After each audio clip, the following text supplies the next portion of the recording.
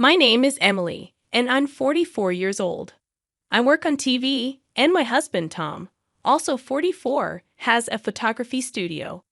We started dating in high school and got married when we were 26. We were each other's first boyfriend and girlfriend. It felt like we were meant to be together, and we never really thought about being with anyone else. When I was 25, I lost my parents in an accident. It was really tough, but I couldn't imagine going through it without Tom. He was like family to me. After we got married, Tom moved into the house my parents left me, and it felt like I had both my parents and Tom looking out for me. 2 years into our marriage, we had a son, and we were very happy. Tom was great at helping with chores around the house and taking care of our child. He was the ideal husband for a couple like us who both worked. However, my mother-in-law, Jen, didn't like the fact that Tom, a man, did household chores. I want to talk about something that happened 10 years ago because of this. When our son started elementary school, Jen, who lived about 30 minutes away by train, started visiting our house more often. This was because after-school care at elementary school ended earlier than at nursery school, and we needed her help to pick up our son, who couldn't stay home alone yet. Around the same time, my father-in-law, Steve, had retired and was at home more often. Jen had always been a housewife, and Steve couldn't do any household chores. So, whenever Tom naturally started preparing meals in the kitchen, she would say things like, "A man shouldn't be in the kitchen," or "I can't believe this." Our generation would never imagine such a thing. When I first visited Tom's parents' house, she said to me, "Emily, you're going to quit your job, right?" She couldn't let go of the idea that women should be housewives. She also didn't seem to like the fact that I had a glamorous job as a broadcaster. But Tom, who knew me from our high school broadcasting club, always supported my dream of being a broadcaster. Likewise, I supported Tom's dream of being a photographer, and working together was completely natural for us. We managed to get through the tough nursery school days together, and just when we thought elementary school would be easier, we found the after-school care to be less flexible and not very appealing. This situation led to us having to rely more on Jen. Once she started coming into the house, she would make comments like, "The laundry isn't folded properly," or "Isn't this cleaning a bit sloppy? There's dust over there." But Tom would casually reply, "Oh, I'm in charge of the laundry. Is that not okay?" Or "It's fine. No one dies from a bit of dust." Yet she would still complain to Tom behind my back, saying, "Aren't you ashamed to let your husband do the laundry?" Or "It's bad for our reputation." However, since her help was appreciated, I just listened without talking back. On the other hand, Jen had old-fashioned views but liked new things. Unusually for her age, she owned a smartphone. "I'm the only one among my friends who has a phone," she would boast. She used the internet to look up various things, saying, "See, you can do these kinds of things so easily now. And you have to use convenient things." She made good use of it, making reservations at restaurants and using services. At that time, our family relied on a delivery service for our shopping orders, done weekly via paper and delivered. This, too, seemed to displease Jen. She would say things like, "You should just go shopping yourself, and the delivery fee is a waste." But when she discovered that the service could be ordered online, she urged me, "Why don't you do this, Emily? Ordering on paper is so old-fashioned." When Jen would stay until late at night so that Tom and I were preparing dinner, she would say, "I have to go back for Steve's dinner, and he won't eat if he's alone." Then she would leave. Steve really couldn't do any housework at all. "Tom, why is it that you, who grew up in such an environment, are so cooperative with household chores?" I asked Tom once. He replied, "Mom always complained anxiously about Dad not helping with the chores. I decided that when I got married, I would definitely help out to avoid being complained about." So it was a case of learning by negative example. Jen was angry that her husband didn't do housework and found it amusing that her son did. I couldn't understand what would satisfy her, but I guessed she just liked to complain. So I tried to keep my distance as much as possible. At that time, I had no idea that Jen was so cornered that she would end up doing something like selling our house without permission. Yes, that summer, I was offered a chance by my company to go on a 2-month business trip overseas to participate in a sports broadcast at the World Championship. It was a rare opportunity, and I felt rewarded for all my efforts. I couldn't pass up this chance, so I immediately consulted with Tom. He was busy with various things and said, "Of course, I want to help. But I'm not sure I can manage to take care of our son John while working," I said uncertainly. Then Jen, who was listening, offered, "Then I'll take care of things at home for a while." Despite my concerns due to past experiences, I had no one else to rely on and decided to entrust my son to Jen. We considered having Tom and John stay at Tom's parents', but it would be difficult to commute to school from there. So Jen decided to come to our house on weekdays. Then, I set off on my business trip, successfully completing the sportscasting work and managing to advance my career. Exhausted and relieved to finally return to the U.S., I arrived at my house on a weekday afternoon, a heavy suitcase in hand, only to be greeted by Jen at the entrance as if she had been eagerly waiting for me. As I was about to thank her for taking care of the house during my absence, she uttered something unbelievable. "This house sold for $300,000, so I'm taking the full amount." My tired mind couldn't comprehend what she said for a moment. "This house? Our house?" I asked in disbelief, to which she replied with shining eyes, "Yes, this house." Confused and struggling to make sense of the situation, I replied just that, and Jen burst into laughter, exclaiming, "What are you talking about, Emily? Why would you lie like that? There's a registration certificate in your name." I won't be fooled. She stood there, arms crossed, looking stern. Feeling the conversation was going nowhere, I decided to change the topic to calm her down. "Well, let's set that aside for a moment. Why are you selling it?" I asked. "What belongs to the wife belongs to the husband, and therefore to me. I'm using it to build a new house." Her eyes were bloodshot as she said this, and I started to feel scared. "A new house? Whose exactly?" "Mine and my husband's." "And you guys will live there?" "This way, Tom won't have to do household chores anymore." "I've been so sorry for him," she continued. "I raised him not to do such things, and I won't allow Tom to do household chores in the future." She said this with a look of truth on her face. As I pieced together the story, it turns out that shortly after we got married, when Tom was in the kitchen, she told him to let me do such things.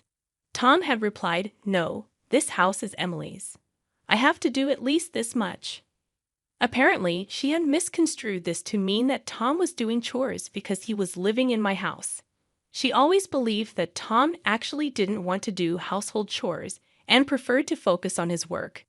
The idea of a working couple cooperating in household chores just didn't exist in her mind.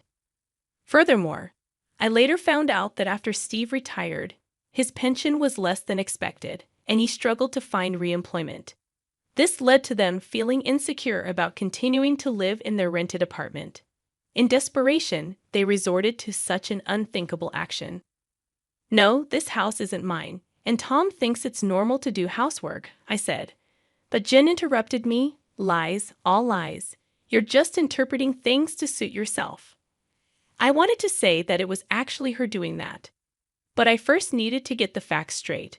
"Where did you sell it?" I asked. "To AA Real Estate. They did an easy online assessment, sent them the necessary documents, and they sold it easily.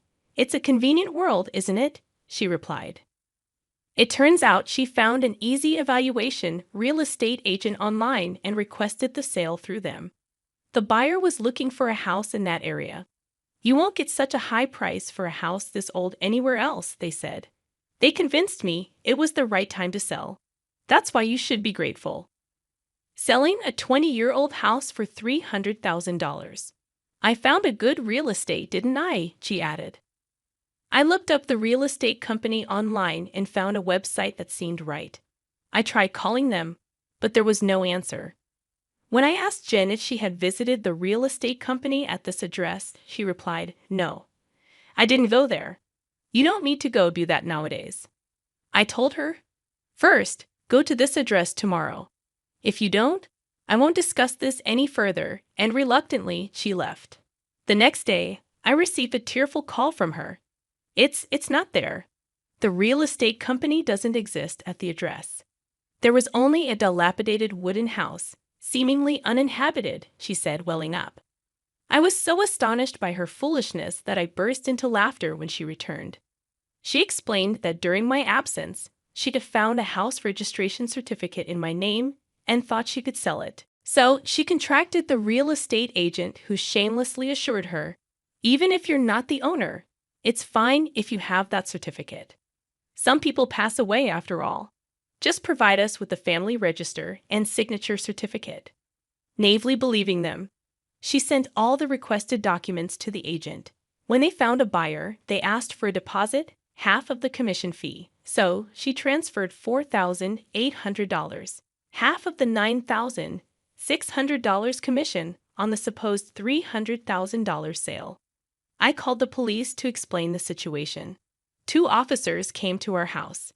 It turns out this kind of internet fraud, posing as real estate agents, has become common. They offer free valuation, ask for official documents, introduce a supposed buyer, take a fee, and then disappear. It was a devious scheme. Recently, with many vacant houses and the ability to fake addresses for document delivery, such frauds have become more common. The fraudsters probably wrote their name on a postbox and received the documents there. Jen was trembling as she answered the police officer's questions. "Let me ask you again, the house deed you sent, it belongs to your daughter-in-law, right?" the officer asked, tilting his head in confusion. "Yes, I did," realizing the gravity of the situation. As the third party got involved, Jen nervously started. "I thought that, well, it belonged to my son." But he was quickly countered by the officer. "Even if it was your son's, isn't it strange trying to sell someone else's house?" he said incredulously. Red-faced, she blurted out, "No, it's not like that. Emily asked me to. She wanted to get the house appraised to sell it," spouting a nonsensical excuse. The officer turned to me and asked, "Is that true?" To which I simply replied, "No, I didn't ask for that." The officer, unsure of whose testimony to believe, eventually seemed to trust me over my visibly distressed Jen. "She says she didn't ask for it. You shouldn't sell things on your own, madame. Normally, this wouldn't even be possible."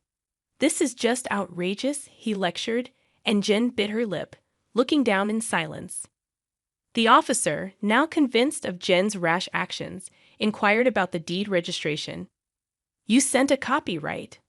When she replied in a faint voice, "No, it was the original," the officer was even more astounded, and he shrunk further in dismay, looking at me. The officer asked, "Will you file a theft report?" I answered, "No, that document is invalid now. Actually, this house has already been sold to someone else. When we sold it, we could do so just with the registration identification information.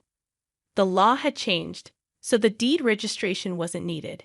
Indeed, I had received the deed when I inherited the house from my parents, but it was unnecessary when selling the house, so I kept it as a memento." Jen, unaware of this, thought that deed meant I still owned the house. Normally, real estate agents would request or retrieve a copy of the deed themselves for verification, but fraudsters didn't need such details. After all the embarrassment, she looked at me resentfully and muttered, "Why didn't you sell the house?" It's a curse to sell your parents' home. People in flashy jobs are like this. I met her gaze and said, "Tom wanted it. He needed a lump sum." "Tom? Why?" she exclaimed, her face turning even bluer with surprise at that time. "Tom wanted to start his dream photography business, but didn't have enough funds. The house was our only significant asset, so we sold it to an acquaintance and rented it back." When I explained everything in one go, Jane's shoulders slumped as she muttered, "So Tom's success now is because you sold the house, Emily." Well, I could say that, but I believe that spouses should stick together through thick and thin. "We're in this together," I replied. Upon hearing this, Jane suddenly began to cry bitterly. I wanted to work too, she sobbed. My husband can't do anything, even now after his retirement. He does nothing. What has my life been for? Her litany of complaints against Tom continued, leaving the police officer struggling to complete the report. Ultimately, the fraud report was filed. But even after 10 years, the culprits have not been caught. It's unlikely that the money will ever be recovered. Following the incident, Steve became vigilant over Jane's actions and took over all financial control, denying her any access to money. Whenever she needed something, she had to request it from him and would be given cash. It's so suffocating, Jane complained to Tom, who reminded her that she brought it upon herself. Now with no disposable income, she works through senior job listings and currently teaches the elderly how to use smartphones. She's well regarded for her ability to empathize with the struggles of older learners. Steve, perhaps due to his pride, found senior jobs unsuitable and quit soon after starting, providing no income. Nowadays, Jen is busier, often leaving him with household duties as she goes out. Interestingly, he's taken an interest in cooking and is getting quite good at it. The roles in Tom's parents' house have reversed, but both seem to have found new fulfillment. As for me, after my overseas business trip, I successfully climbed the career ladder and now anchor the evening news. Tom's photography studio is thriving, and we've managed to save enough to consider buying back and renovating the family home. We are grateful to our acquaintance for allowing us to keep the house despite the outrageous incident. It worked out well for Tom's parents in the end. Our son is turning 17 and approaching adulthood, so I've shared this story with him as a cautionary tale about internet fraud. However, to preserve his grandparents' dignity, I've kept the part about them trying to sell our house a secret.